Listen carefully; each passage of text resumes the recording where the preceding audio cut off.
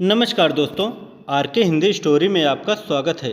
आइए सुनते हैं एक पारिवारिक कहानी, देवदासी। सोकर उठते ही सुरेश की दृष्टि सामने वाले मकान पर पड़ी, जो महीनों से खाली पड़ा था। उसने देखा, एक स्त्री सामने छज्जे पर खड़ी है। सिर के बाल छल्ले छल्ले बनकर माथे पर बिखरे हुए थे। रंग बहुत गोरा ना होकर भी सांवला ना था। चेहरा बड़ा ही आकर्षक था। स्त्री के चेहरे पर विषाद की एक गहरी छाप स्पष्ट दिखाई दे रही थी। उम्र कुछ अधिक थी, पर सौंदर्य में किसी प्रकार की कमी ना आ पाई थी। सुरेश मंत्रमुग्ध की तरह बहुत देर तक उसकी ओर देखता रहा। स्त्री नीचे सड़क की ओर देख रही थी।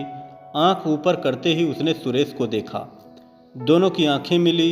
सुरेश की आंखों में प्रश्न था और रमणी की आंखों में याचना। तुरंत ही किसी प्रकार की आवाज़ सुनकर रमणी भीतर चली गई। फिर छज्जे के दरवाजे दिन भर बंद रहे। उसके नए पड़ोसी कौन हैं, यह सुरेश बिल्कुल न जान सका। शाम को सुरेश घूमने चला गया।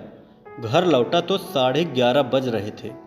सामने वाले मकान में अब भी प्रकाश था। सुरेश एक आराम कुर्सी पर लेटा सा गया। एकाएक एक बड़ी ही मधुर संगीत की लहर ने आकर उसकी सारी शिथिलता को दूर कर दिया। वह उठकर बाहर आया। छज्जे पर सामने वाले मकान में कोई गा रही थी, सांवरिया से लागी रे दो नैन, सांवरिया से लागी रे दो नैन। गायिका संगीत कला की विशारदा जान पड़ती थी। सुरेश भी तो संगीत प्रेमी था, और केवल संगीत प्रेमी ही नहीं, संगीत के विषय में उसे ज्ञान भी काफ़ी था। सुरेश सोचने लगा, हो ना हो यह वही स्त्री है। पुरुष के गले में इतनी मिठास आएगी कहाँ से। तब तक गायिका ने गीत का अंतरा गाया। काह करूं कित जाऊं, मोरी सजनी नाही परत मोहि चैन, सांवरिया से लागी दो नैन। संगीत बंद हो चुका था। सुरेश कुछ देर टहलता रहा, और थोड़ी देर में उसे एक हल्की सी चीख सुनाई पड़ी। फिर सब कुछ बंद। सुरेश कुछ न समझ सका कि मामला क्या है। वह जाकर सोया रहा। दूसरे दिन सवेरे सुरेश देर तक सोता रहा। जब वह सोकर उठा तब तक छज्जे के सब दरवाजे बंद हो चुके थे। दोपहर को सुरेश अपने कमरे में खड़ा था। एकाएक सामने वाले मकान की एक खिड़की का एक कांच निकल गया। सुरेश ने फिर उस रमणी का मुंह देखा। इन दोनों के बीच काफ़ी अंतर था। चेहरा भी बहुत साफ दिखाई पड़ता था। रमणी बहुत देर तक सुरेश की ओर देखती रही। आंखों में याचना थी, चेहरे पर करुणा। सुरेश कुछ समझ ना सका कि मामला क्या है। वह बैठ गया। बैठ जाने पर वह स्त्री दिखाई न पड़ती थी। कुछ देर बाद सुरेश ने देखा, कांच फिर उसी तरह जहां का तहां लगा दिया गया है। सुरेश के सामने यह स्त्री एक समस्या बनकर प्रकट हो गई। वह कुछ समझ ही ना पा रहा था कि मामला क्या है। रमणी न तो कुलवधू सी जान पड़ती थी, न निर्लज वेश्या है।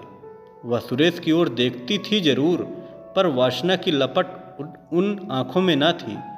उन आँखों में विषाद के साथ याचना जरूर साफ साफ दिखाई पड़ती थी। यह भी साफ साफ जान पड़ता था कि जैसे वह सुरेश से कुछ कहना चाहती हो, पर अवसर न मिलने के कारण न कह पाती हो। सारे दिन सुरेश इन्हीं गुत्थियों में उलझा रहा, और शाम होते ही घूमने चला गया। सुरेश ने सोचा, दूसरे की चिंता में क्यों वह अपना समय बर्बाद करे।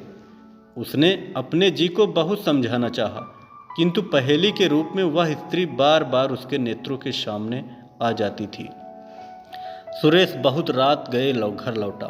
सोने की तैयारी कर रहा था कि सामने वाले छत पर उसे कुछ बातचीत सुनाई पड़ी। रात की नीरवता में सुरेश ने साफ साफ सुना, कोई कह रहा था, तो तुम सीता सती हो? बस यही, या उस मंदिर में भी जहाँ हजारों को रिझाने के लिए तुम्हें नाचना और गाना पड़ता है? सीता सती ना होकर भी मैं दुराचारणी नहीं हूँ। सुरेश ने सुना, स्वर रमणी का था, और आपकी बात मुझे किसी तरह भी मंजूर नहीं। यदि आपने मेरे ऊपर अपनी ताकत आजमाई तो मैं चिल्लाऊंगी।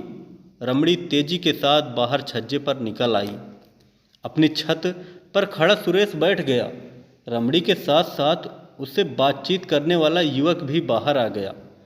स्वर कुछ धीमा करके बोला, प्रतिमा, तुम्हें हम समझाते आ रहे हैं, तुम्हारे साथ किसी प्रकार का जुल्म नहीं करते।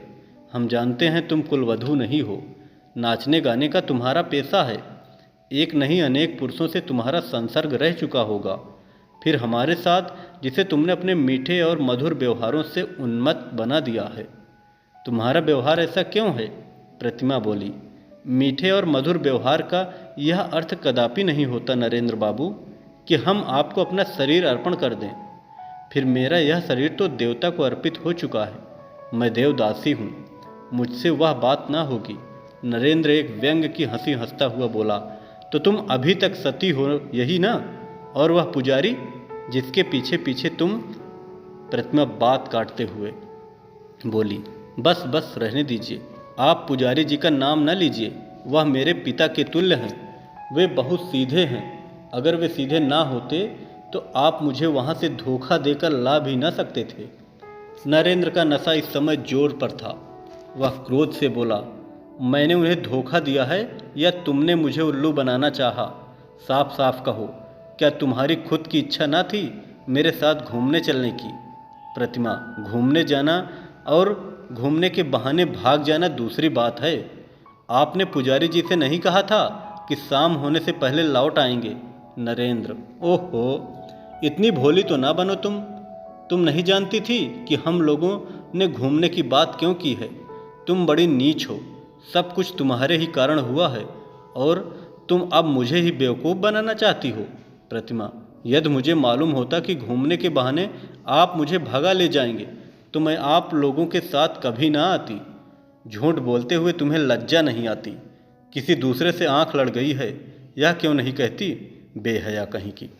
कहकर नरेंद्र गुस्से से छत पर टहलने लगा। प्रतिमा ने कहा, आपका व्यवहार मेरे साथ बहुत उदंड होता जा रहा है। मैं इसकी आदी नहीं हूँ। उदंड व्यवहार इसको कहते हैं? कहते हुए नरेंद्र ने कस कर एक तमाचा प्रतिमा को लगा दिया। प्रतिमा चीख पड़ी। कमरे से नरेंद्र के साथी अन्य युवक बाहर निकल आए। उनमें से एक बोला, यार नरेंद्र छोड़ो भी, तुम क्यों इसके पीछे पड़े हो? नरेंद्र बोला, पीछे पड़ने की बात नहीं है। तुम जानते हो हम लोग 1 महीने से इसी के पीछे रुपया पैसा और समय बर्बाद कर रहे हैं। कुछ मेरा अकेला अनुमान भी नहीं, तुम्हारा सभी मित्रों का अनुमान था कि यह हम लोगों के साथ भाग जाना चाहती है। तभी तो हम लोगों ने इसे वहाँ से निकाला, नहीं तो औरतों को भगाना कोई हमारा पेशा थोड़े ही है। अनुमान गलत भी हो सकता है, एक तीसरे ने कहा, जिसे अनायास ही प्रतिमा से कुछ सहानुभूति हो गई थी। तुम लोग बेवकूफ़ बन सकते हो पर मैं ना बनूंगा। मैं अभी इसे सीधे किए देता हूँ। ऐसा कहते हुए नरेंद्र ने प्रतिमा के पास आकर कहा, यह रोना किसे सुना रही हो?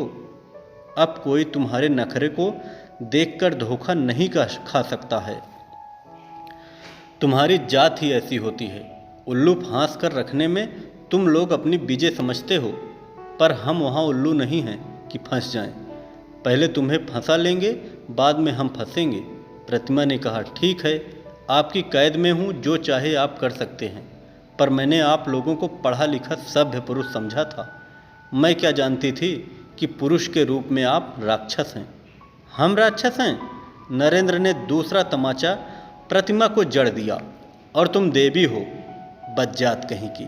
मंदिर का राई रत्ती हाल जिसे ना मालूम हो, उसके सामने अपने सतीत्व का ढोंग रचना। यहाँ पहले ही सब कुछ जान लिया था, तब पैर आगे बढ़ाया था। हमने कोई कच्ची गोलियाँ नहीं खेली। अब सुरेश से न रहा गया। उठकर खड़ा हो गया। टार्च फेंकते हुए उसने कहा, आप लोगों की बात करीब आधे घंटे से मैं सुन रहा हूँ। इतनी बातें सुनने के बाद इसी परिणाम पर पहुँचा हूँ कि आप लोगों ने इसको कैद कर रखा है। यह आपकी कोई नहीं, इसे आप भगा लाए हैं। नरेंद्र ने उसी क्रोध के स्वर में कहा, हमारे आपस के झगड़े में पड़ने वाले तुम कौन हो? सुरेश बोला, मैं एक मनुष्य जो मनुष्यता का बर्ताव करना चाहता है। यदि आप लोगों ने मेरे साथ दूसरी तरह का बर्ताव किया तो फिर मुझे पुलिस का आश्रय लेना पड़ेगा। मामला पुलिस तक गया। वे चारों व्यक्ति जमानत पर छोड़े गए। प्रतिमा को उसकी इच्छा अनुसार सुरेश के साथ छोड़ दिया गया। सुरेश उसे उसके मंदिर के पास पहुंचा देना चाहता था, परंतु प्रतिमा उसी रात में बीमार हो गई और लगातार 1 महीने तक बीमार रही। बीमारी से अच्छे होने के बाद अस्पताल से लौटकर प्रतिमा सुरेश की अतिथि हुई। एक दिन सुरेश बोला, अब आपको मंदिर पहुंचाना पड़ेगा। किंतु आपने अब तक यह नहीं बताया कि आप इन लोगों के चंगुल में कैसे फंस गई। प्रतिमा बोली, गुजरात के देहाती इलाके में दुर्गा देवी का एक बड़ा प्राचीन मंदिर है। मंदिर से लगी हुई बहुत सी जायदाद है, जिसकी सालाना आमदनी 30,000 के करीब होती है। उसी मंदिर की मैं देवदासी हूँ। माता पिता ने मन्नत मांगी थी कि यदि संतान होगी तो कन्या संतान देवता की भेंट चढ़ा देंगे। मैं उनकी दूसरी संतान हूँ। 5 वर्ष की आयु में वे मुझे मंदिर छोड़ गए। मंदिर के बहुत से ट्रस्टी हैं और एक प्रधान पुजारी और कई पुजारी हैं। प्रधान पुजारी पढ़े लिखे विद्वान और बहुत नेक हैं। मंदिर की आमदनी से बहुत से छात्रों को छात्रवृत्ति मिलती है। बहुत से अनाथ और विधवाओं का पालन होता है। प्रधान पुजारी के कारण मंदिर में किसी प्रकार का अनाचार नहीं हो पाता। मेरे अतिरिक्त और भी देवदासियां हैं। मंदिर के ट्रस्टी तथा अन्य लोग देवदासियों के साथ अनाचार करना चाहते हैं, पर प्रधान पुजारी के कारण यह नहीं हो पाता था। इसलिए ट्रस्टीगण पुजारी जी से असंतुष्ट हैं। मुझे पुजारी जी ने छुटपन से ही हिंदी और संस्कृत की शिक्षा दी है। मैं मंदिर में नाचने गाने के बाद उनका लिखने पढ़ने का भी बहुत सा काम कर देती थी। वे बहुत बूढ़े हो चुके हैं। नरेंद्र वगैरह 6 आदमी एक दिन हमारे मंदिर पहुँचे। ये लोग पढ़े लिखे सभ्य कहलाते हैं। पुजारी जी ने इनके आदर सत्कार का भार मुझे सौंपा। इसके बाद उन्होंने मंदिर में कुछ दिन ठहरना चाहा। आने जाने वालों के लिए ठहरने का प्रबंध वहाँ काफ़ी अच्छा है। इसके बाद ये लोग धोखा देकर मुझे ले आए।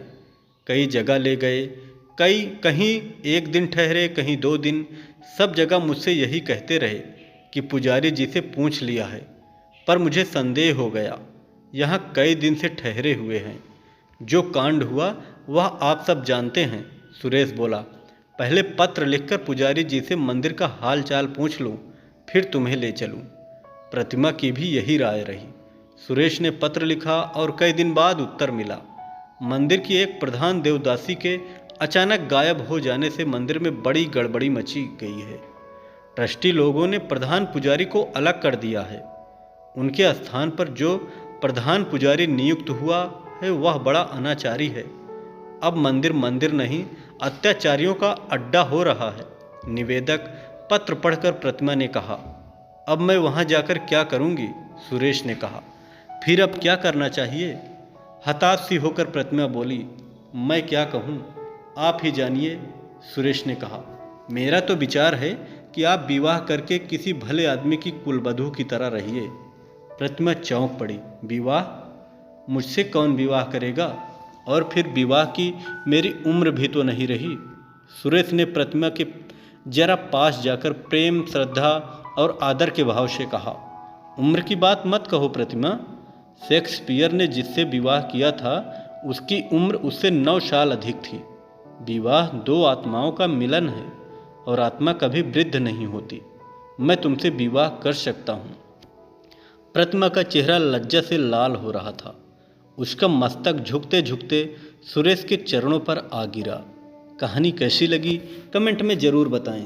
कहानी अच्छी लगी तो कृपया चैनल को ज़रूर सब्सक्राइब करें।